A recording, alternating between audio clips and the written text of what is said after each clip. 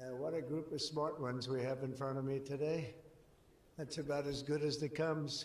Up here, the brain power, the greatest power of them all, the brain power. Well, I'm thrilled to be here with so many tech leaders and luminaries as we take historic action to reassert the future which belongs to America, always has belonged to America. We just lost sight of it on occasion. And I just want to start by stating that we've just concluded our big trade deal with Japan and numerous other countries in addition, as you know. But on the Japan deal, because it was literally just signed, letter was just signed, it gives us a sort of signing bonus. So I'll bring it into sports talk, a signing bonus. Like you have signing bonuses too, I understand. Getting a lot of money, 100 million, that's not bad.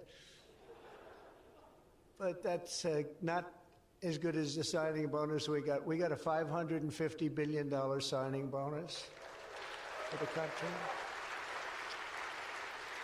And we had the tariff at 25%. As you know, we had a tariff at 25%.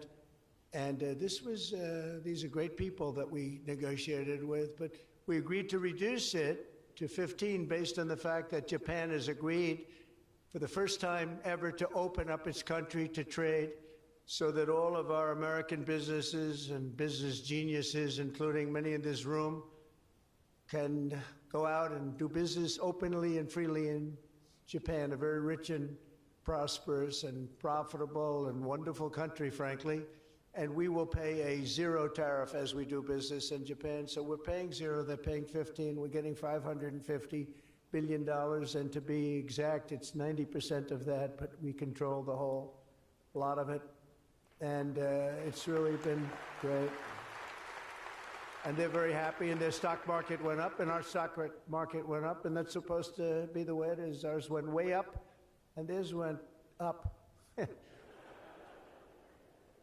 And we've made numerous other deals like that. But the opening up of a country is very important to us. We have numerous countries that have opened their doors, just made some incredible transactions, but we're going to have a very, very simple tariff for some of the countries. You have so many countries, you can't negotiate deals with everyone, so we'll have a straight, simple tariff of anywhere between 15 and 50%. A couple we have 15 because we haven't been getting along with those countries too well. So we just say, let's pay 50. And that's the way it is. But remember, we get countries that were closed, always closed. Everyone in this room would never remember any of them to be open. We've offered such a deal to the European Union where we're in serious negotiations. And if they agree to open up the union to American businesses, then we will let them pay a lower tariff. So the tariff is very important, but the opening of a country, I think, can be more important if our businesses do the job that they're supposed to be doing. Such openings are worthy of many points in tariffs, and they're a good thing, not only for, as an example, Japan or Europe, but certainly a great thing for America because it allows our businesses to go out and fairly compete and do really well if they compete properly, like the people that I know. Everyone in this room practically I know has competed very successfully. I haven't seen any, and I know the losers just like I know the winners. I tell you, I don't see any of the losers here. But now if some of the countries that pay 25% or more on autos complain, remember that Japan was willing to pay upfront the $550 billion for that privilege of negotiating with the United States of America. We also made a deal yesterday with the Philippines and Indonesia, which in both cases will be opening up their country. And we're in the process of completing our deal with China. And as you know, the UK, we made a deal. It was a very good deal for everybody. Everybody's happy. It's always nice when everybody can be happy. But mostly we'll be charging straight tariffs to most of the rest of the world because we have over 200 countries. People don't realize that's a lot of deals. Even if you're like me, a deal junkie, That's a lot of deals. That would be too much for anybody. Ooh. How did we do with this country that I never heard of? We got a lot of deals cooking, but America is taking in hundreds of billions of dollars like it never has before. Investments into our country at the highest point ever in history, and we've just really been opened up for business for 3 of the 6 months. The first couple of months, we got ourselves all set, done a great job with our military, as you know. You saw that 2 weeks ago when you saw the way those incredible B-2s flew into Iran and took out an entire nuclear potential deadly force. But I want to thank some of the incredible people that I see before me, including White House AI czar David Sachs. He's been great for organizing this very important summit, and especially for putting it in D.C., where it's a little bit easier. I don't know if it's easy for you, but it's a hell of a lot easier for me. Along with his colleagues at the All In podcast, which is very good. I did that podcast a year and a half ago, and I said, this is something, it was pretty new, pretty raw. Everybody I knew saw that podcast. I said, well, he's got something pretty good. Who is that guy? He's a smart guy, by the way. I think if I ever get in, which at the time people were saying I had a shot, not as good a shot as it turned out. We won in numbers that nobody believes. We won every swing state. We won by millions and millions of votes, winning the popular vote. We won with the districts, as they would call them, 2,750 to 505. And that's why the map is almost completely red, except for a couple of little blue areas on each side of it. But it was a great experience, frankly, for me, and hopefully it's a great experience and been a great experience for our country, because they're saying we had the greatest 6 months that a president has ever had, the opening 6 months. And I'm not even sure, maybe 6 months, I'm not sure it's the opening, but let's call it the opening 6 months. It sounds a little bit nicer. I want to also say hello and thank to Chamath and his wonderful wife, Nat. Thank you very much for being here. Thank you very much. It was great seeing you again. Great couple. David Friedberg and even, as we know, Jason Calacanis. I say even. Thank you, Jason. Thank you, Jason. I appreciate that. Yeah, he's a good person. Thanks as well to the Hill and Valley Forum and our future Undersecretary of State, Jacob Hellberg. Good work. Go stand up, Jason. Good. I met him a year and a half ago, and I was very impressed. I said, let's bring him in. We bring in a lot of smart people. And David's been unbelievable as the job he's doing.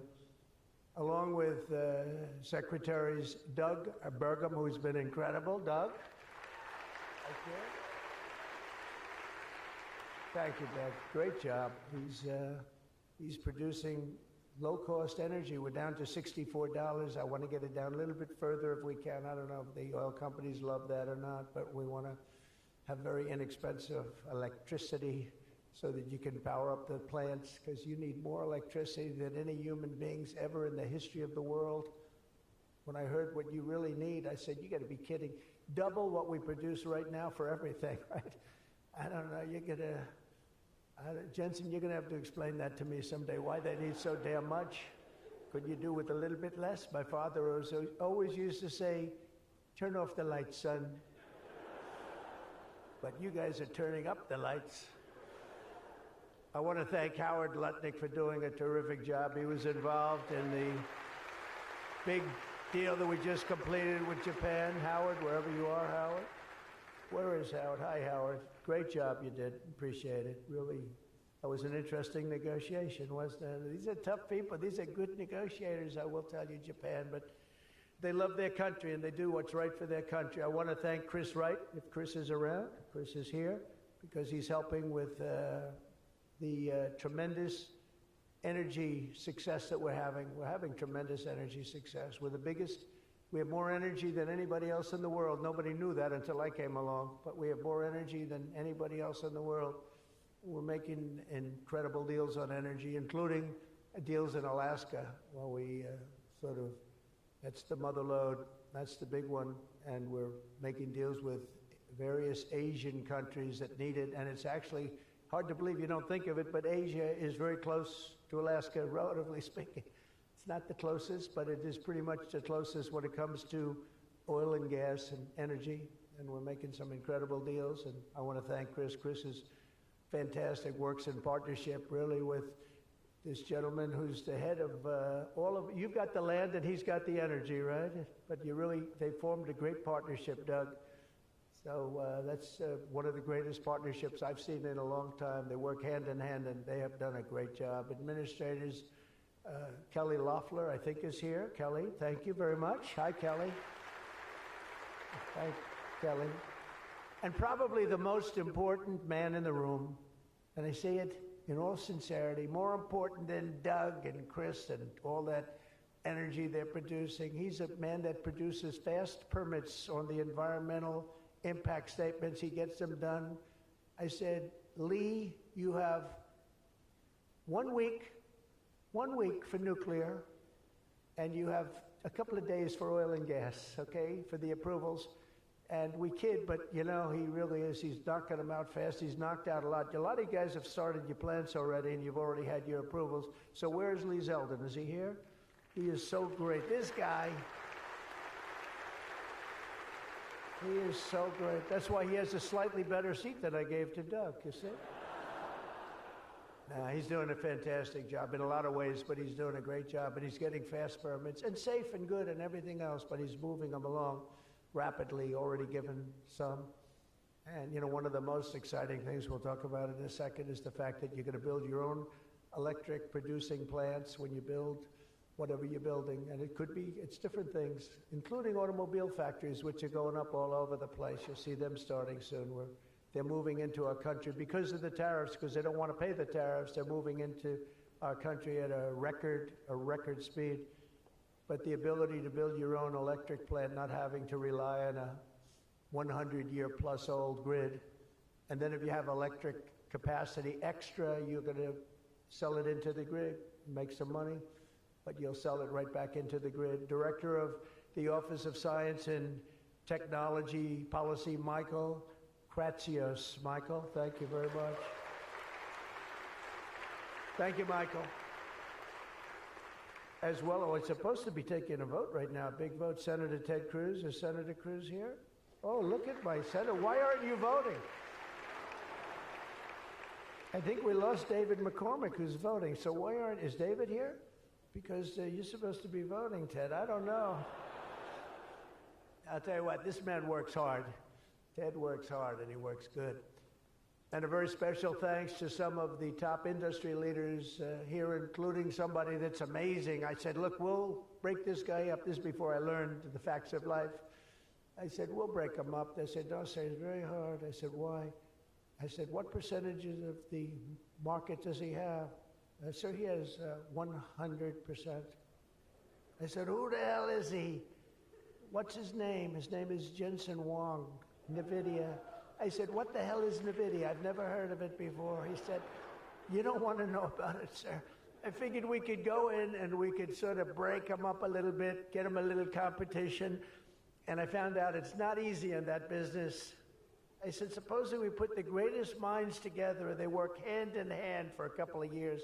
He said, no, it would take at least 10 years to catch him if he ran NVIDIA totally incompetently from now on. So I said, all right, let's go on to the next one. And then I got to know Jensen, and now I see why. Jensen, will you stand up? What a job. What a job you've done. Man. Great.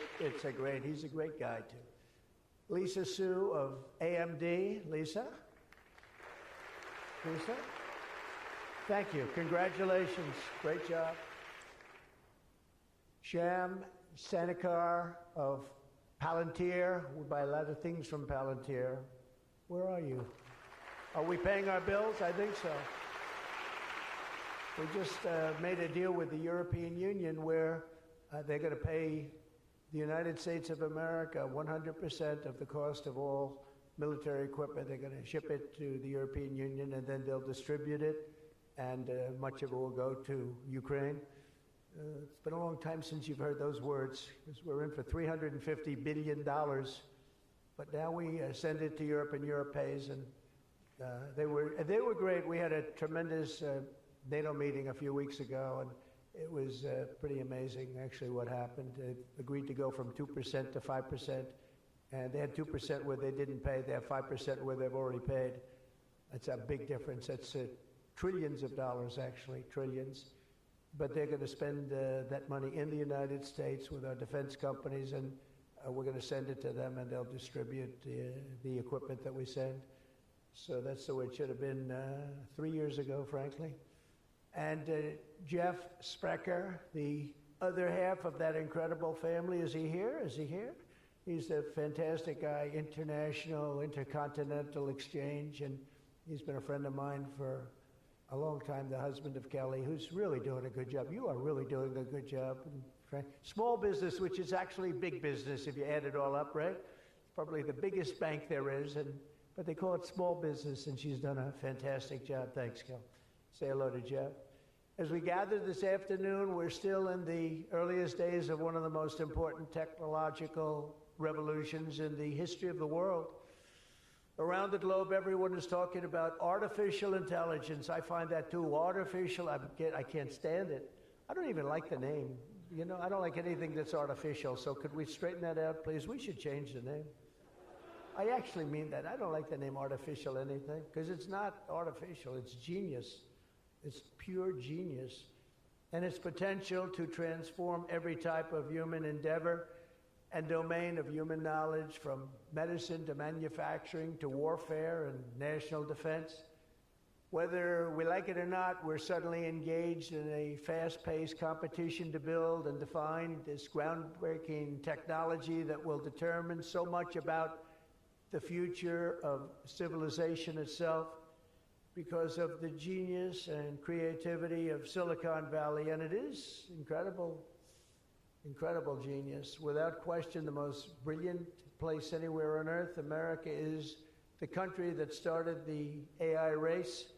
And as President of the United States, I'm here today to declare that America is going to win it. We're going to work hard, we're going to win it.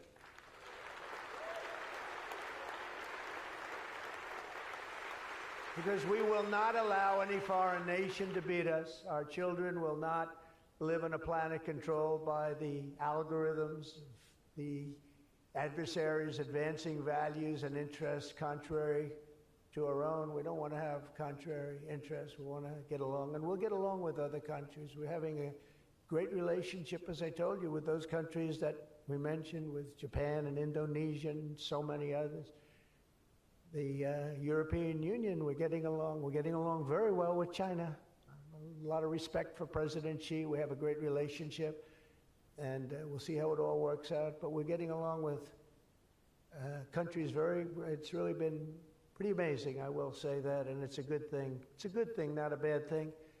So from this day forward, it'll be a policy of the United States to do whatever it takes to lead the world in artificial intelligence, such an important thing happening. This is really something that nobody expected. It just popped out of the air, and here we are. But we will defend our nation, our values, our future, and our freedom, and it will be really great. But what we really need to be successful is a very simple phrase called common sense, and that begins with a common sense application of artificial and intellectual property rules. It's so important. You can't be expected to have a successful AI program when every single article, book, or anything else that you've read or studied, you're supposed to pay for. Gee, I read a book, I'm supposed to pay somebody. And you know, we appreciate that, but you just can't do it because it's not doable. And if you're going to try and do that, you're not going to have a successful program. I think most of the people in the room know what I mean.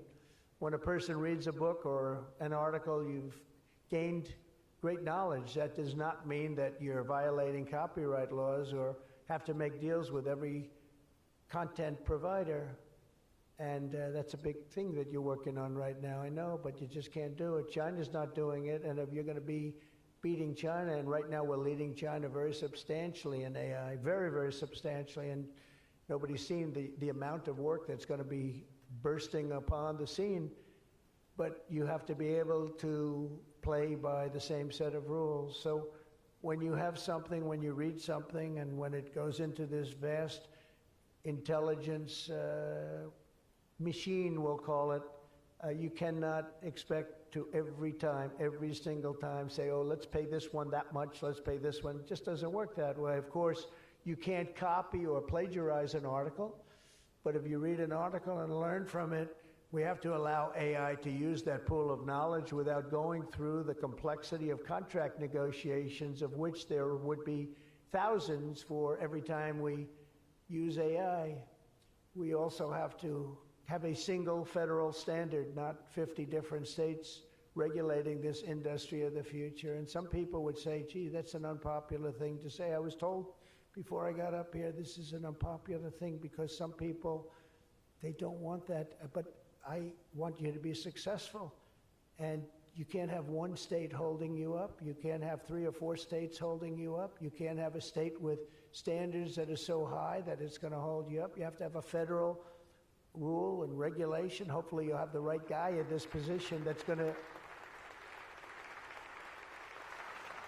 to supplant the states. If you are operating under 50 different sets of state laws, the most restrictive state of all will be the one that rules. So you could have a state run by a crazy governor, a governor that hates you, a governor that's not smart, or maybe a governor that's very smart, but decides that he doesn't like the industry and he can put you out of business because you're going to have to go to that lowest common denominator. We need one common sense federal standard that supersedes all states, supersedes everybody, so you don't end up in litigation with 43 states at one time. You got to go litigation free. It's the only way. And we also have to watch Europe, Asia, and all foreign countries so that they don't make rules and regulations that likewise make it impossible for you to do business, and where you'd have to make everything in AI cater to them, because again, you'd have to cater to the toughest country or to the toughest state. You can't do that because it would ruin it. I just terminated all of the, as an example, California car emissions rules, which were a disaster. It cost them just billions of dollars as an industry, but thousands of dollars per car. The emission rule standard, because they were making the production of an automobile almost impossible and at a tremendously higher cost, much more expensive than it should cost, for very little gain, for actually, in my opinion, negative gain. The automobile was worse. Under this administration, our innovation will be unmatched and our capabilities will be unrivaled. And with the help of many of the people in this room, America's ultimate triumph will be absolutely unstoppable. We will be unstoppable as a nation.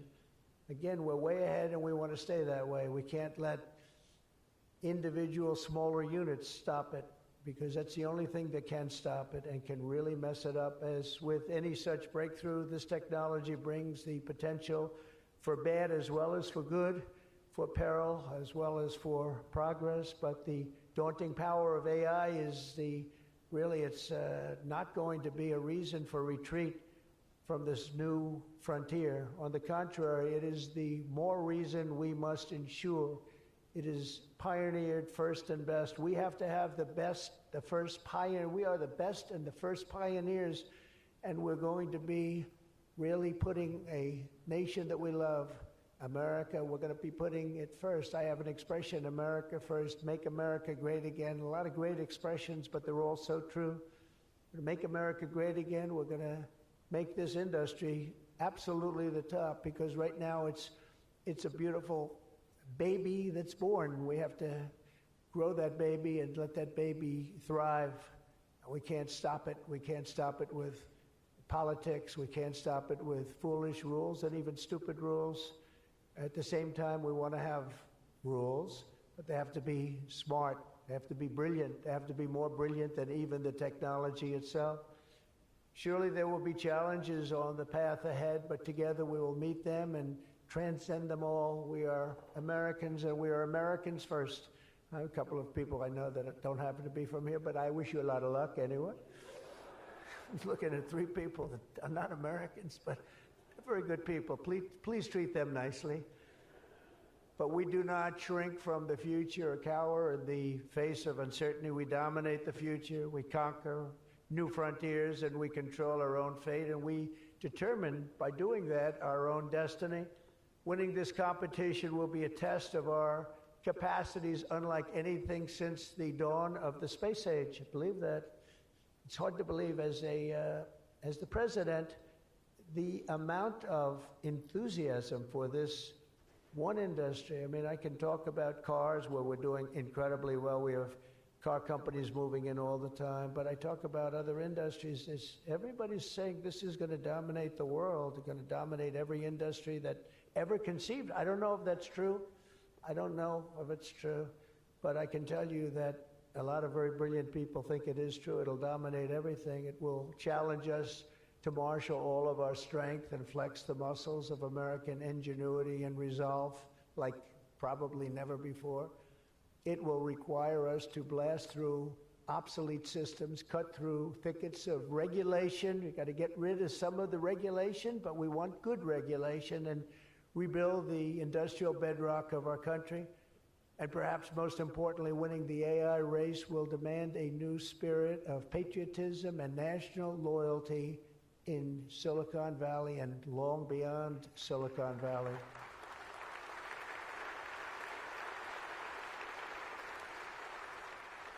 For too long, much of our tech industry pursued a radical globalism that left millions of Americans feeling distrustful and betrayed. And you know that. Everybody knows that. Everybody in this room certainly does.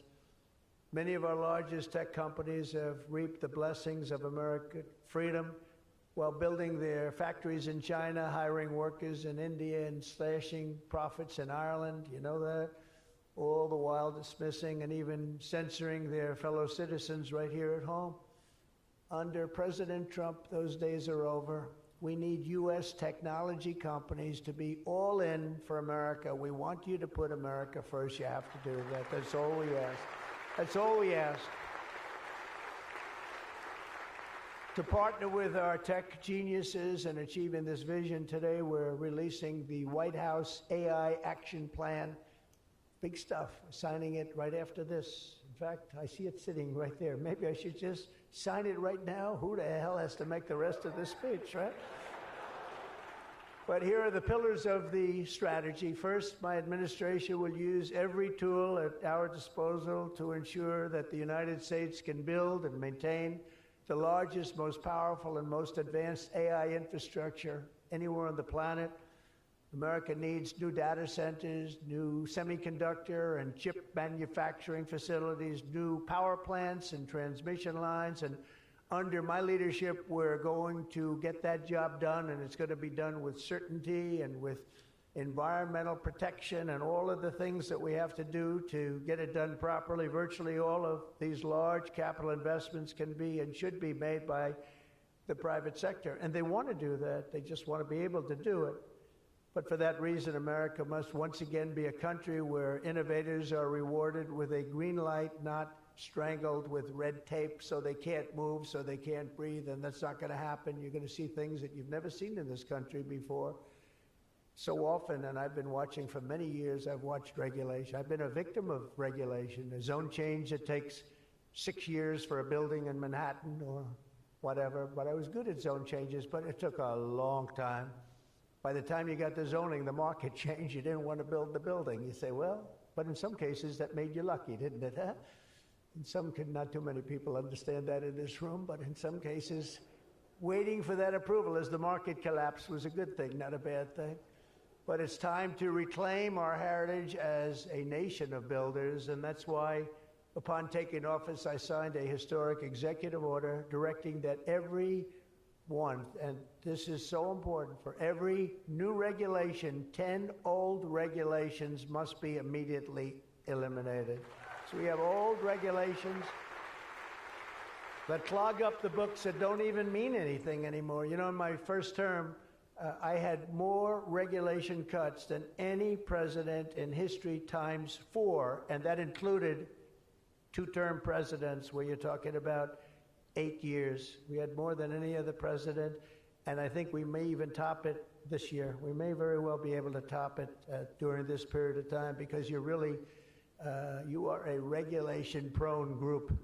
And we're looking to get those regulations out of your way so you can use your genius. Earlier this month, we also enacted the largest tax cuts in American history when I signed the One Big Beautiful Bill into law. And I think the most important thing in the whole tax cut in terms of pure economics, and I think one of the reasons that my first, we had the most successful economy in history during my first term, and I think this is going to blow it away. So far it is, and I think this is going to blow it away. But the reason we had was I had expensing at 100%. And what we did is we included 100% in this bill, expensing for all capital expenditures, including investments in factories and equipment and structure. Structure wasn't included last time, so even structure, and you're able to write it all off immediately. That's the biggest thing, not 38 years, not 42 years, you're able to write it all off immediately. And this time, we've made it for 10 years, not for 1 year. We've made it for 10 years, so you have a much longer period, but I'd say get out and take advantage of it. I think that's one of the reasons that we had such an incredible success with the first tax cuts. And one of the things that this bill does is it extends the first tax cuts and makes them permanent.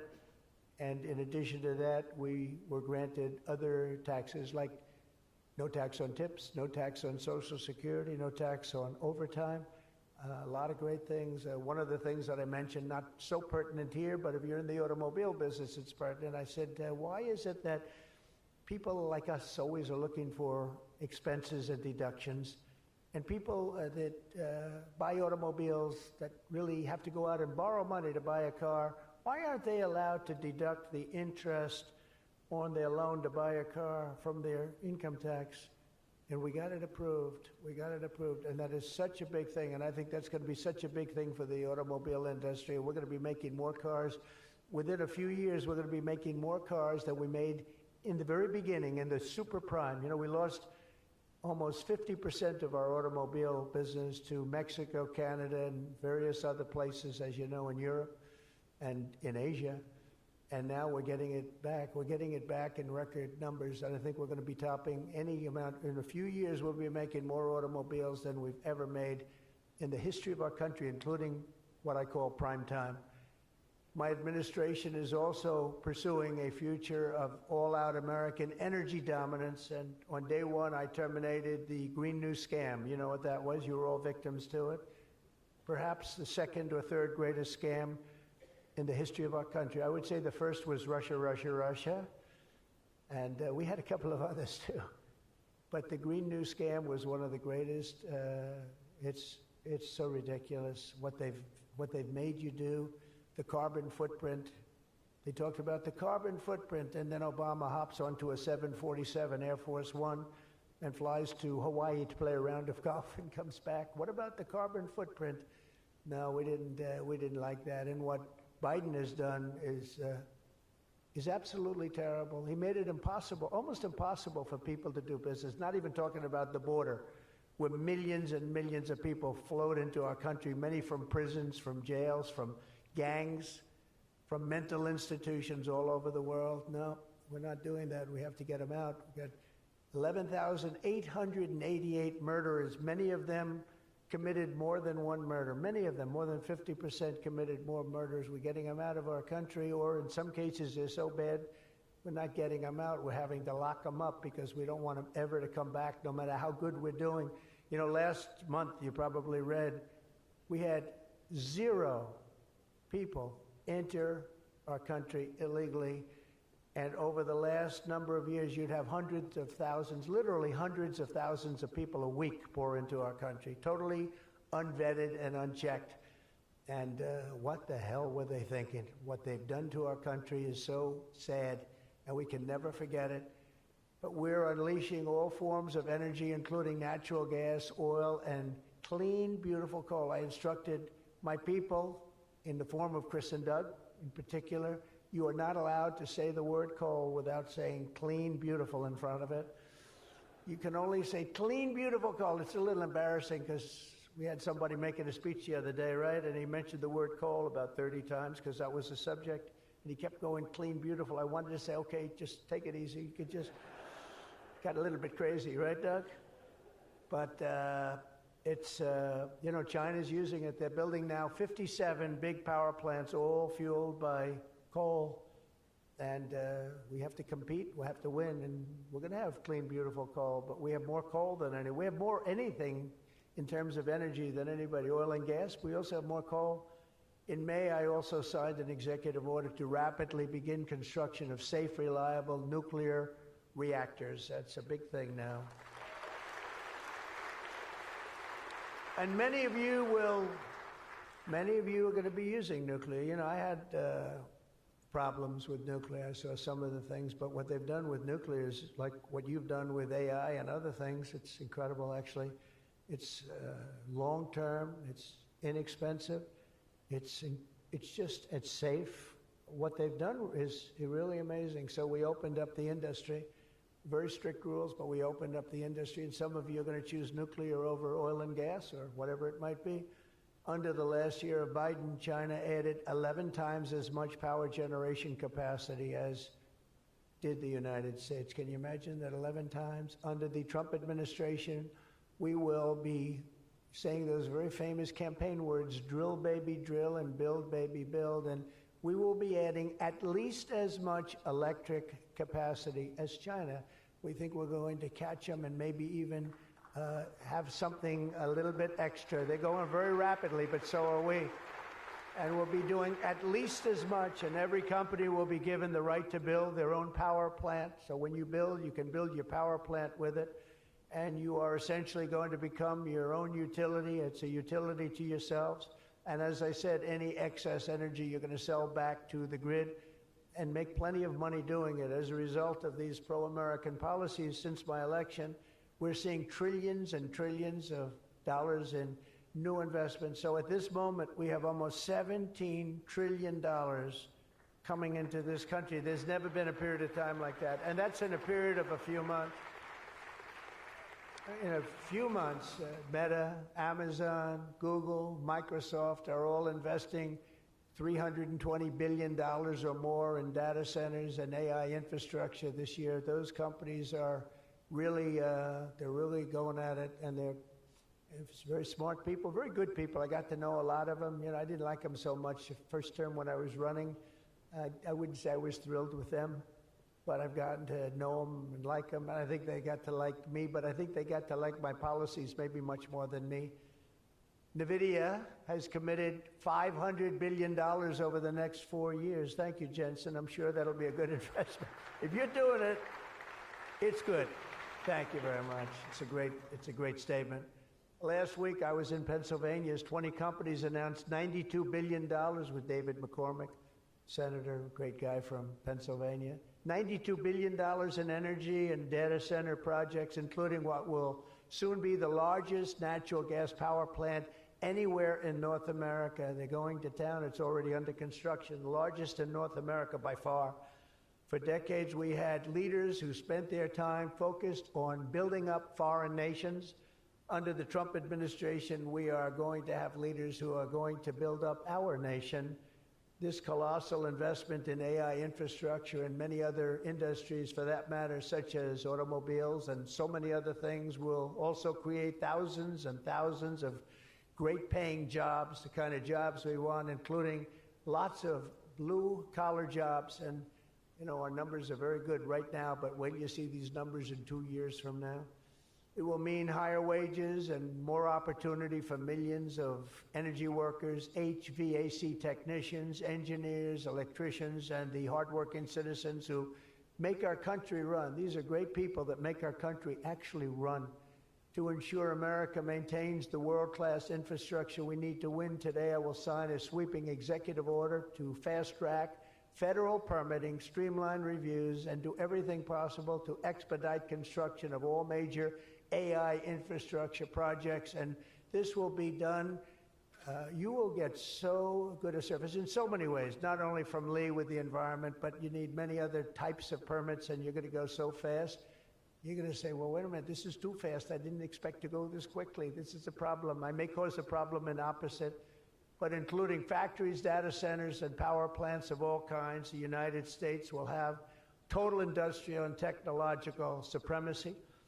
The second pillar of our action plan for AI dominance is to get the entire world running on the backbone of American technology, and I think that's very much happening right now, and I think it's going to happen. The last administration was obsessed with imposing restrictions on AI, including extreme restrictions on its exports. As you know, they made it very difficult to export.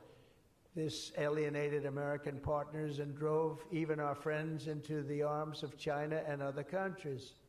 That's why upon taking office, I repealed the so-called Biden diffusion rule. Can you imagine that? That crippled American AI exports, the Biden diffusion rule. I wonder who came up with that name, because he has no idea what it is. He had no idea what it was. He came up with a rule. I wonder who drew that one. I wonder, was that signed by the Autopen, I think, because they went to him and said, we're going to do a diffusion rule. Mr. President, what? What? It's okay, the Autopen will take care of it. It's one of the greatest scandals in the history of our country, let me tell you. Under my administration, we will maintain necessary protections for our national security, but we will never forget that the greatest threat of all is to forfeit the race and force our partners into rival technology. We're not going to do that. We're not going to do that. Okay? Not going to let that happen. That could be the end. When I traveled to the Middle East in May, every leader I met was thrilled to do business with American tech firms and with America, and they were all thrilled to meet me, believe it or not. It's hard to believe, isn't it? But they were. By the way, the most powerful woman in the world is here today. Susie Wiles, stand up, please. Susie Wiles, Chief of Staff. She can take out a country with a mere phone call. No, they just voted her the most powerful woman anywhere in the world. She might be the most powerful person in the world, I think. But she's done hasn't she done a good job, though, huh? Good. But we're going to come home with trillions and trillions of dollars in deals, and that's the way it is. But the King of Saudi Arabia, I met three great leaders. I went to three countries predominantly. King of Saudi Arabia said, and I can say that Qatar and UAE, the leaders, brilliant guys, great people, they said the same thing. They said, you know what, that 1 year ago, your country was dead. It was a dead country. They were looking at China, they were looking at other places, but you had a dead country. And today, Mr. President, you have the hottest country anywhere in the world. They said that, and they meant it so strongly.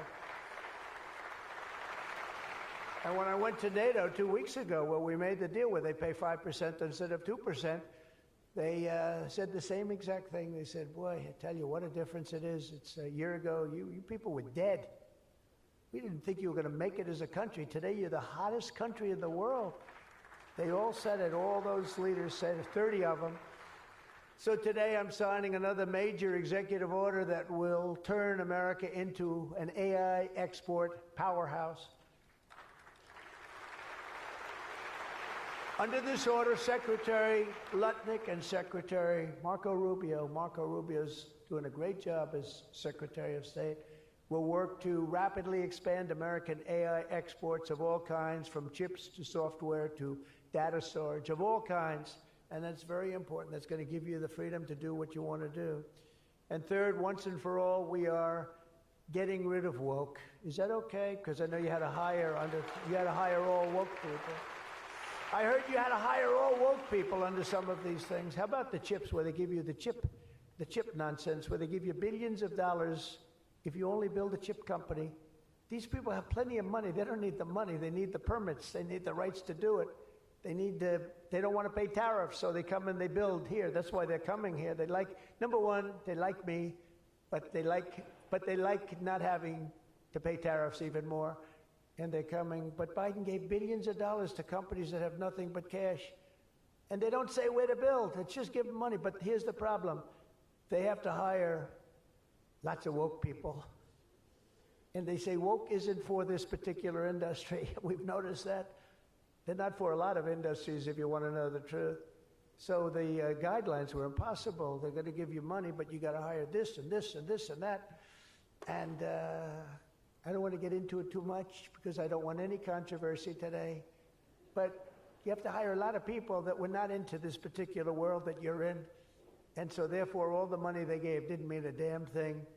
One of Biden's worst executive orders established toxic diversity, equity, and inclusion ideology as a guiding principle of American AI development. So you immediately knew that was the end of your development. But the American people do not want woke Marxist lunacy in the AI models, and neither do other countries. They don't want it. They don't want anything to do with it. That's why on day one, I very proudly terminated Joe Biden's order on woke AI effective immediately. You don't have any of those crazy rules. Crazy rule. And in just a moment, I will be signing an order banning the federal government from procuring AI technology that has been infused with partisan bias or ideological agendas such as critical race theory, which is ridiculous. And from now on, the U.S. government will deal only with AI that pursues truth, fairness, and strict impartiality. We're not going to go through the craziness that we've gone through for the last 4 years. And then we skip 4, and then you go back, and it started then. But it hung around a little while. Now it's not hanging around at all. Now it's actually very uncool, as somebody told me the other day. It's so uncool to be woke. I encourage all American companies to join us in rejecting poisonous Marxism in our technology. It'll be very interesting to see what's happening in New York, because they're actually thinking about electing a communist in New York. They like to call him a socialist. He's not a socialist. He's a communist. But don't worry, you're going to be okay. He still has to get his money from the White House, and that's not going to happen until he shapes up. But as an example, we are not going to allow men to play in women's sports. That's an example. That's one. And they say that's an 80-20 number. They say 80% would be against it. No, it's not 80-20. It's about 97-3. And I don't know who the 3 are. I've never seen anybody. I've never had a person. I've seen everybody. I'm a very open person. They come up to me and they talk to me. I've never had anybody come up. Sir, you have to let men play in women's sports. I've never had it. I deal with hundreds of thousands of people. Every time I talk to somebody, nobody's ever, they talk about AI, they talk about everything, but they've never said, you gotta allow, this is ridiculous. Men should be allowed to play in women's sports. It's sort of crazy, isn't it, huh? You have to see, did you see the race? It was a race, a long distance marathon, one of those all-day deals, and we had one of the great female runners, and we had one of the great male runners, and at the end of the day, he won the race by 5 hours and 14 seconds. They waited around for the really good athlete female. It's very demeaning to women, I want to tell you that, but they waited, her parents were waiting for hours. Somebody said, why don't you go back to the hotel and sleep for a few hours and come back and meet your daughter? This is what they do. You got to see the weightlifting records, though. They're the best of all. A woman lifted 212 pounds. It was a world record it held for 18 years. And now a man who transitioned came up and looked at the bar. How much is it? 212 pounds. Oh, let me try it. Bing, bong. I think he broke the record by 109 pounds. It's going to be a long time. It's going to be a long time before a woman catches that. And these are great athletes and great people, and it's demeaning. And who the hell wants this? We're off of that whole standard, because I just tell you those as examples. We're off of it. The reason the last administration was so eager to regulate and restrict AI was so they could limit this technology to just a few large companies, allowing them to centralize it, censor it, control it, weaponize it, and they would weaponize it. A very dishonest group of people. You probably saw that because we caught them in the act. We really caught them. We had it before, but now we really have them. We have it where it counts. But this is the exact opposite of my approach. The unique strength of the American tech industry has always come from its startups and small tech. It comes through small. Jensen was small. Were you ever small? I think so. When you started in your bedroom, I think you were small, right? He started as very small, and now he's really become very amazing. If you regulate them too much, you kill the source of American genius and technological power. I believe that. Joe Biden had a plan to lose the AI race. I think he wanted to lose it because his plan would never have worked. It would have never been successful. You would have spent a lot of money and you wouldn't have been able to win. They didn't allow you to win, but we have a plan which only admires and respects the winners. Every citizen should take incredible pride in the inspiring feats of American innovators who are pushing the bounds of human knowledge and achievement. The people of OpenAI, Google, Meta, and countless startups are proving once again that America is impossible. You are just impossible to beat. You're not going to be beaten. We're not going to let that happen. When you do your best, when you work your hardest, and when you're allowed to be free of horrible, foolish regulation. And you're going to have regulation, but it's going to be sensible, smart regulation. There's nobody who's going to beat you. As we push even further into this exciting frontier, let us never forget that all of this prosperity and progress has come from the culture of freedom and hard work, merit, ambition, and risk-taking passed down from one generation of Americans to the next. Silicon Valley rose to wealth, fame, and glory by exemplifying these values, and it will win this race not by rejecting them, but by embracing them like they have never been embraced before. We must put America first. This is a nation that invented the light bulb, the telegraph, the television, the telephone, the computer chip, the smartphone, the GPS, the integrated circuit, and even the internet. Basically, we invented everything. What is left? We invented everything. And now it's AI. We invented everything. Does anyone have anything else to say? And now we're going to take it to a new level. But Americans were the first to fly a plane, first to harness the atom, and first to plant our flag on the moon. We mastered the industrial age, we created the digital age, and now we are leading the world into the golden age, indeed, the golden age of America. With your help, that golden age will be built by American workers.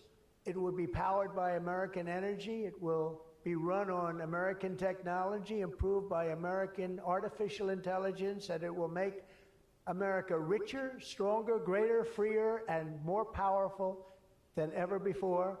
And I will now do my share by going and signing a name without an auto pen. I will sign it. If we had one, I wouldn't use it anyway. But we will sign it auto pen free, and we will say, Donald J. Trump, God bless America, and God bless you, and good luck, because the race has just begun, and you're going to win it. Thank you very much, everybody.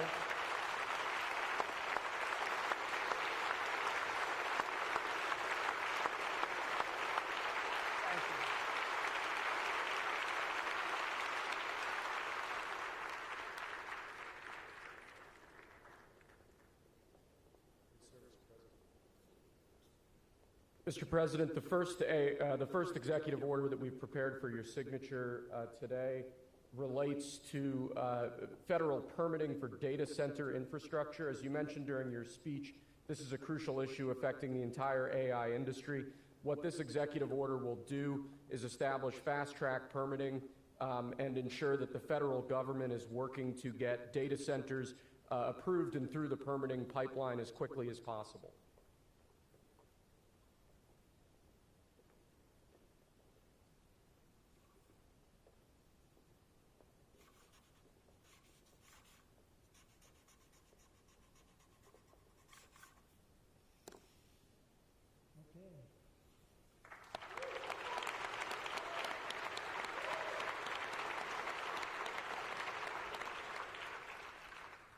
As you said before, sir, it's absolutely essential that American AI models and the American AI industry dominates the future of this industry around the world.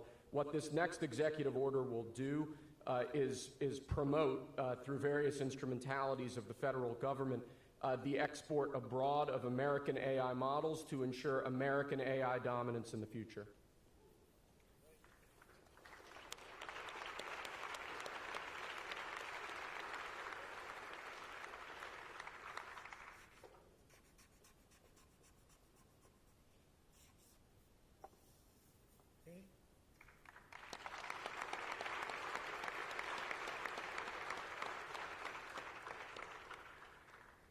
And lastly, sir, as you said in your speech, we don't want woke AI. We want AI models based on accurate information that give accurate information and accurate answers.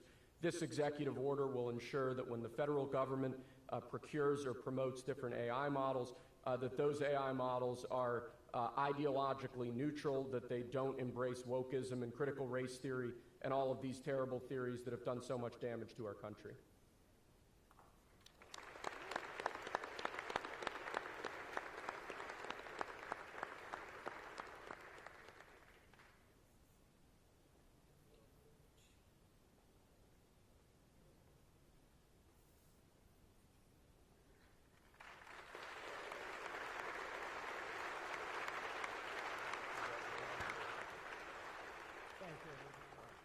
Thank you very much, everybody. Good luck. Good luck.